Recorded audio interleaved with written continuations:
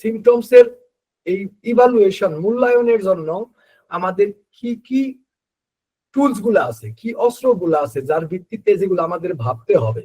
মনে রাখেন, এটা অনেক বিস্তৃত আলোচনা। এই একটা স্লট নিয়ে 1 ঘন্টা আলোচনা আরামসে করা যায়, এবং করা যায় না খালি, আসলে করা উচিত। কিন্তু আজকে আমি তো আপনাদের এই ফান্ডামেন্টাল শিক্ষা নিয়ে বসি নাই, অ্যাকচুয়ালি আমি বাধ্য হয়েছি, কারণ আমি জানি আমাদের কলেজগুলোতে, আমাদের শিক্ষা প্রতিষ্ঠান, সেটা যে লেভেলেরই হোক, হোক জিএইচএমএস হোক বিএইচএমএস, এই সিস্টেমেটিক ওয়েতে এই ব্যাপারগুলো আপনাদের প্রদর্শন করে নাই। আমি যদি খালি কডারে পার্টরি এই পাতা ওই পাতা নিয়ে আইলা জাইলা করে যাই, আমি আপনাদেরকে সত্যিকারের দিক নির্দেশনা দিলাম না এবং সাবস্ট্যান্সিয়াল কিছু দিলাম না। এই কারণে আমি বাধ্য হইছি এই পরিশ্রমটা করতে, যেগুলা আপনাদের অন্তত পক্ষে দেখাই, যাদের ক্ল্যারিটি আছে।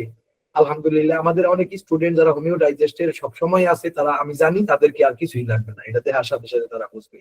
কিন্তু এরা বাইরে যারা আছে তাদের অনেকের কাছে এই ব্যাপারটা স্বচ্ছ থাকবে না, এবং এই একটা জিনিস নিয়ে ঘন্টা খানেক আলাপ করা যায়, কিন্তু স্বাভাবিকভাবে এটা সম্ভব না। আমি এখন এই হোমিওপ্যাথির ফান্ডামেন্টাল বিষয়গুলো নিয়ে তো আর আপনাদের ক্লাস এইখানে নিতে পারি না, রেপার্টরি ক্লাসে। শুধু আমি আপনাদের ধারণা দেই যে আপনারা যখন লক্ষণের এই মূল্যায়ন করবেন, সেইখানে যে বেসিক বিষয়গুলো থাকে, যেগুলো আপনাদের জানতে হবে, যারা আপনারা নোট নিয়ে রাখতে পারেন, তা হচ্ছে ডেফিনিশন অফ হেলথ। যত কথাই আমরা বলি না কেন, এই সমস্ত কথার উদ্ভব হয়েছে এই ডেফিনিশন অফ হেলথ থেকে। যে লক্ষণের সুস্পষ্টতা কোনটা কতটুকু গুরুত্বপূর্ণ, কিভাবে আমরা সেই গুরুত্বকে নির্ধারণ করব। যেমন ডেফিনিশন অফ হেলথ মানে হচ্ছে, এক কথায় যদি বলি, সুস্থতার নাম হচ্ছে, আরেকটা নাম হচ্ছে ফ্রিডম। কোন লক্ষণ আমার কতটুকু ফ্রিডম নষ্ট করতেছে, তা হে অনুযায়ী এটা প্রায়োরিটাইজ হবে, গুরুত্ব পাবে। এটা যত সংক্ষেপে এক লাইনে করলাম ব্যাপারটা কিন্তু তা না, এটা অনেকক্ষণ আলোচ্য বিষয়। কিন্তু শুধু সাধারণ ধারণাটা রাখেন, যে লক্ষণ আমাকে যত বেশি সীমাবদ্ধ করতেছে, আমার জীবনযাত্রায় ব্যাহত করতেছে, সেই লক্ষণটা তত বেশি গুরুত্ব পাওয়ার অগ্রাধিকার রাখে। হায়ারার্কি অফ হিউম্যান বিং, আমাদের যে ডক্টর কেন্ট এবং আরো ক্ল্যারিটি আনছে ডক্টর জর্জ বিটলকাস, আমাদের এই মানব সত্তার মধ্যে লক্ষণের যে হায়ারার্কি আছে, তা একটা ফ্যাক্টর এই লক্ষণের মূল্যায়নের ক্ষেত্রে।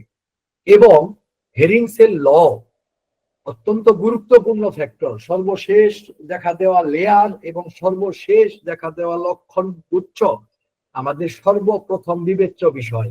রেপার্টরির ক্ষেত্রে হেরিংসের ল সবসময় ফান্ডামেন্টালে রাখতেই হবে, এই কথাটা কখনোই ভুলবেন না। এবং লক্ষণের বিচারের ক্ষেত্রে এই ফ্যাক্টরটা দুর্দান্ত ভাবে প্রভাব রাখবে। অনেক গুরুত্বপূর্ণ লক্ষণও আপনাকে বাদ দিতে হতে পারে যদি আপনি টের পান this particular symptoms is the previous layer of the patient. আপনি জানলেন যে ওই মাথার ব্যথাটা অনেক পরিষ্কার লক্ষণ আছে, কিন্তু মাথা ব্যথাটা হইলো রোগী বহুদিন আগে মাথায় আঘাত পাইছিল, ন্যাট্রাম সালফের লক্ষণ, natrum sulph okay, that's okay. কিন্তু তারপরে রোগীর মধ্যে দুঃখ, শোক, কষ্ট, এটা কিন্তু বাস্তব কেস থেকে কইতাছে। বিভিন্ন জায়গা থেকে সে হেলথ ডেটোরিয়েট করছে, তার অ্যাজমা শুরু হয়েছে, এটা আমার বাস্তব কেস। আপনার ওই অ্যাজমা ন্যাট্রাম সালফে যাবে না, যায় নাই আমার রোগীর বেলায়। কথাটা বুঝছেন কিনা? তার ন্যাট্রাম মিউট দিতে হয়েছে, সেই লেয়ার গেছে, তারপর মাথা ব্যথা আরো তীব্র হয়েছে, খারাপ হয়েছে, তারপর ন্যাট্রাম সালফ এক ধাপ কমছে, তারপরে আবার এই ন্যাট্রাম মিউর এবং ন্যাট্রাম সালফ কয়েকবার জীবনে তার অল্টারনেট করতে হয়েছে, কিন্তু সেই রোগীটা ভালো হয়ে গেছে, অ্যাজমা থেকেই ভালো হয়ে গেছে, অ্যাজমা এবং তার ওই সমস্ত রকমের নেগেটিভ। এরপর আর যে ফ্যাক্টর গুলো আসে তা হচ্ছে 12 অবজারভেশন অফ ডক্টর কেন এবং 22 অবজারভেশন অফ ডক্টর জর্জ বিটলকাস। আপনারা যদি মনে করেন যে রেপার্টরির কাজ শুধু প্রেসক্রিপশন করলেই শেষ হয়, তাহলে বড় ধরনের ভুল করলেন। মনে রাখবেন একটা জিনিস, অনেক সময় একজন অভিজ্ঞ চিকিৎসক কোন রেপার্টরির সহযোগিতা ছাড়াও প্রেসক্রিপশন করে সঠিক প্রেসক্রিপশন করতে পারেন। তুলনামূলক ফার্স্ট প্রেসক্রিপশন, তুলনামূলক পুরো হোমিওপ্যাথিক ট্রিটমেন্টের জায়গার মধ্যে ফার্স্ট প্রেসক্রিপশন তুলনামূলক বহু ক্ষেত্রেই সহজ, কিন্তু ডিফিকাল্ট হইলো follow up management. Actually follow up ম্যানেজমেন্টে খুব সূক্ষ্ম লক্ষণের পরিবর্তন থেকে ওষুধ চেঞ্জ করতে হয়, তাও যথাসময়ে।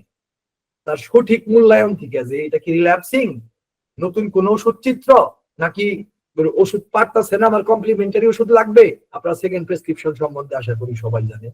কাজেই সেখানে এই যে পার্টিকুলার জায়গাটা সূক্ষ্ম পরিবর্তনের সাপেক্ষে এই সময় রেপার্টরি অপরিহার্য হয়ে দাঁড়ায়, রেপার্টরি এই সময় অপরিহার্য হয়ে দাঁড়ায়।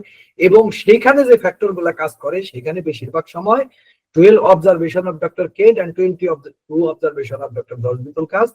That will be the most significant direction for your prescription of second prescription.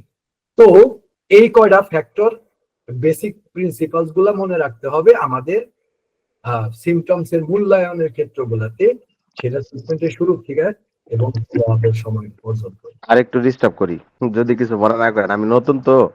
জি জি, অবশ্যই অবশ্যই। আচ্ছা, হেরিংস এর লটা কি? ও, হেরিংস এর ল হচ্ছে একটা লক্ষণ আরোগ্য হবে উপরে থেকে নিচে, ভিতর থেকে বাইরে, কেন্দ্র থেকে পরিধিতে, এবং সর্বশেষ লক্ষণ সবার আগে আরোগ্য হবে। এটা হচ্ছে হেরিংস। মানে কিভাবে মানুষ আরোগ্য হয়, এটা বলা হয় আরোগ্যের গতি ল। রাসেল ভাই, বুঝতে পারছেন? জি জি জি, থ্যাংক ইউ।